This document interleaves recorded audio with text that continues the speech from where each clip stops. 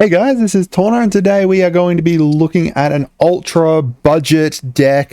So this one here is purely based around Baylen the Haymaker. It is a cap of $50 that I've set for myself based off of you guys. I asked you guys what kind of set, what video you're most interested in for Baylen, and you said, a $50 budget deck. So that's what I've gone ahead and done. We are getting very close to 3,000 subscribers. We're like 10 away at the moment, last I checked. So huge thank you to everyone who's subscribed and everything. If you guys can, go down, subscribe, like the video, share it around and everything too. So we are basing this deck purely around Baylen. There's a number of different ways that we're going to be enabling him. Essentially, he works by tapping tokens. So these are not necessarily just creature tokens. You can use any type of token with it. I have primarily gone into creature tokens because most of those are kind of the easier ones to get, but there's a lot of different tokens that you can potentially make use of with this that I was thinking of. Artifact tokens will work well as well. Creatures, as I said, we can go basically you can use clones technically if you wanted to. A lot of different cards you can potentially use with this. Now, this is only using the one card from Bloomburrow because, we don't know the entire price of the Bloomburrow cards. So I'll talk about some of those that are interested in at them later on, but he is going to look pretty bonkers. So we're mostly kind of, as I said, making a whole bunch of tokens. I want to make sure that we had use for the tokens if Baylen's not on the board, but also be able to, use them with Baylen. All right, so the first thing we've got here are the things that are going to buff up our tokens. We've got Intangible Virtue here. Now, an important part of this deck is giving our creature tokens vigilance as well. And I want to say thank you to my friend Jack John Jackson for helping me kind of, figure out that I should add in a couple more of those, because vigilance means that we can attack with our tokens, and then after we attack, or even while we're attacking, we can then tap them to be able to do the extra parts of Baylen's kit, because all of these are just purely based around tapping. They can be done at instant speed. They don't need to be sorcery speed or anything. So we've got a few different things in here that are going to be buffing them up or giving haste to them, and we can pay for Roar of Resistance too. Jetmir does a whole lot of stuff that's going to be really helpful for us. Gives us vigilance, trample, and double strike once we have all of those creatures up, and +3/+3. We've got a number of different burn spells in here as well, Witty Roastmaster and Impact Tremors. Technically, I wanted to add in War Leader's Call in here, but it was a little bit outside of the budget, unfortunately. But these two here mean that anytime we create creatures, we're going to be dealing damage to opponents, so that's going to add up really quickly. We've got Oran Faced Frostfang in here. That's purely to give all our attacking creatures Death Touch, so that way people don't block them, as well as a lot of card draw. We've got a lot of card draw too. So Peregrine is in here because he makes it so that whenever we create a token, we're therefore going to make an additional food token. We can crack those foods for drawing cards, or we can just tap them for with our commander, with Baylen. Mentor of the Meek, card draw, Outpost Siege, we can use for either card draw, or we can use it if we think that someone's going to board wipe us or remove our tokens constantly. For Bean, more haste there, as well as being able to draw us a card, as well as create, more tokens and give +1/+1 to our creatures. Lots of great stuff there. Just a lot of kind of card draw stuff in here. Now, Halo Fountain is a win con. It is, pay 5 white, then we need to untap 15 tapped creatures you control. The whole point of this deck is to tap these creatures. So doing this, we can then untap them, and then we can win the game with it. Really helpful. Nayali is going to give all our attacking tokens double strike as well, so we can create some really strong tokens from that. Champion of Lamhelt is going to enable us to let our creature tokens hit things, because of the fact that it's going to get really big, and then it's going to block off anything from being able to block. Creatures with power less than it can't block, because if we add if we create 5 creatures tokens, those are all going to ETB, and therefore put 5 +1/+1s onto this, and now all of a sudden nothing can be blocked. Aggravated Salt is an infinite, because we can just pay 5, untap everything with it, then we can tap it again, and continuously just add in and do more and more aggravated assaults. The lands I went relatively cheap for. There's, you know, the Thrivings in here. There's the Temple of like the temples, what are these check lands or reveal lands, you know, mostly kind of relatively cheap.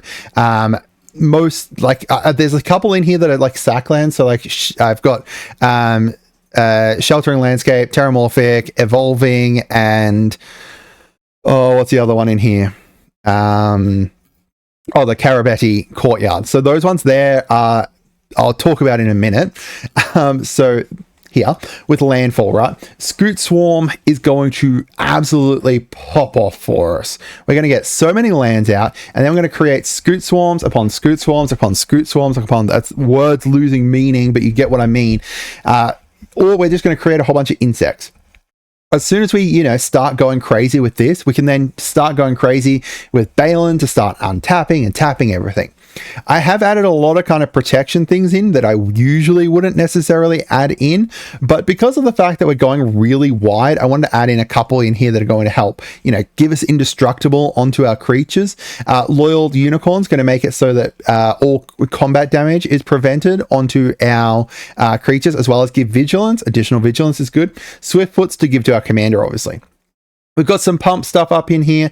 Best is going to be a win con because it's going to give each other creature you control with base toughness 1/1 plus S plus X plus X. We're creating a lot of 1/1s from here. And then from there, they're all going to get a lot of extra stuff. Thunderfoot to buff everything up, and same with Fires of Yavimaya, as well as this is going to give us haste. Our ramp, I've added in a lot of ramp in here. We've got, you know, some mana dorks. They're relatively cheap. They're good kind of early drop that we can potentially do. The talismans in here, Rampant Growth, Arcane Signet, Cultivate, Druid of Anima. Harvest Season is going to be insane as well because we're tapping everything. We can then use this and just search up our basic lands. Now, we don't have a huge amount of basic lands in here because, you know, it's a 3-color deck, but we can pretty easily, you know, find all of our basic lands with that for, you know, a cost of 3. All right, we've got a few different removals in here. Primarily, we went with removals that were either going to destroy non-token creatures, destroy big creatures because our creatures are going to be relatively small, and same with Austere Command. Kabira takedown in here is going to be really great because it's a flip land, so like a multi-face land, so we can use it on that side, or we can just use it to one-shot something with all of our number of creatures as well. Some of this removal as well creates tokens. And then for the token generators, I've just gone with a lot of different token generators. One like Queen Elenor here creates an additional white soldier whenever we create tokens. Kadira creates tokens for each token we've got. Assembly of the Legion will ramp up really quickly. We've got stuff like Horn of Valhalla in here as well that's going to buff something up by +1/+1 for each creature we control. Girard makes it so that all our non-token creatures will tap to be able to create a token of a target token that entered the battlefield this turn, so it can go crazy great with that. Felidar Retreat, same as Scoot Swarm. Elspeth, you know, creates 3 white soldiers, and then Krenko is going to get really big as well, and then create a whole bunch of red goblins that are all 1/1s that proc everything else. All right, then finally we've got Drum Bellower here. I made this, I put this in here similar why I've got a whole bunch of Vigilance stuff in here, because it's going to untap all our creatures you control on each other player's untap. So then we can untap everything, we can tap them all down again, either to draw cards or, you know, put a whole bunch of +1/+1s onto our commander, or do an insane amount of stuff with this. This is a really kind of great tech card in this deck because of the fact that it's just going to be able to enable us to then do our commander's big thing again. All right, now these ones here are all Bloomburrow additions. Wait, not Royal Bunnycorn. Not Royal Bunnycorn. I've got that in there. I think I just accidentally put that in there. That could potentially be in the base deck. These 3 here, though, are all ones that are coming with Bloomburrow. Oh, that's right, because it's the same as Burrowguard Mentor here. But it's got Trample instead. So these ones here are easy ones that you can add in. I didn't add them in because of the fact that I don't know what price they're going to be. We don't know, you know, if Phineas going to land at, you know, a $1 card? Is he going to land at a $10 card? Very unlikely $1, very unlikely $10. It's going to probably be $1, maybe $1.50 or something, right? Warren Warleader, though, is a mythic, but in this deck, it would actually go insane because it's going to attack. Sorry, whenever you attack, you're going to create more tokens attacking, or you can just buff up all your tokens. But not just that, it's got offspring, so you're going to be able to have 2 of these Warren War Leaders out easily. You can then use all of, you know, your, like, say, for example, Girard. You could use Girard to make it so that you create 20 of them if you've got a whole bunch of non-token creatures out or something. I don't know, a whole bunch of them, and just do crazy things. Now, the maybe board here are cards that would be really, really great in this deck, but are a little bit on the pricier side. They're easy upgrades that you can add in here that are going to be decent. Anduril just makes it so that anytime you attack, probably with your commander, you're going to create a lot of spirit tokens. Jaheira makes it so that all our tokens tap for green, even if our commander's not out. War Leader's Call, essentially kind of combining the Impact Tremors plus an Anthem. Grand Crescendo, create a whole bunch of tokens. There's a lot of stuff either that's creating tokens in here that's a little bit more expensive, but creates more tokens, creates better tokens, or makes it so that whenever our tokens come in, we're doing insane stuff. Cathar's Crusade, insane. Cryptolith Rite is pretty bonkers in here too. Elish Norn alone would just make this insanely great. Charismatic Conqueror is probably one of my favorite cards of all time. Makes it so that you're going to create a lot of 1/1 vampires with lifelink. Ocelot Pride, a new card, which I will focus on a bit more, because it's going to make it so that if you gain life, you create a 1/1 life white cat, fine. If you've got the City's Blessing, though, for each token that you control that entered the battlefield this turn, you get to create a token of that. Like, oh, it's insane.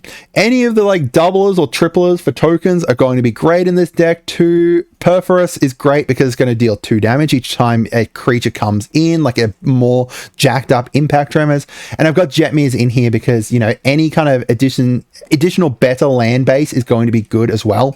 Jetmir's or any of the shock lands or, you know, that kind of thing are all going to be great additions in here. They're just a little bit on the pricier side, unfortunately. Illustrious Wanderglyph as well is great. You know, it's got a send at the beginning of each upkeep. You get to create a white gnome. That is each upkeep.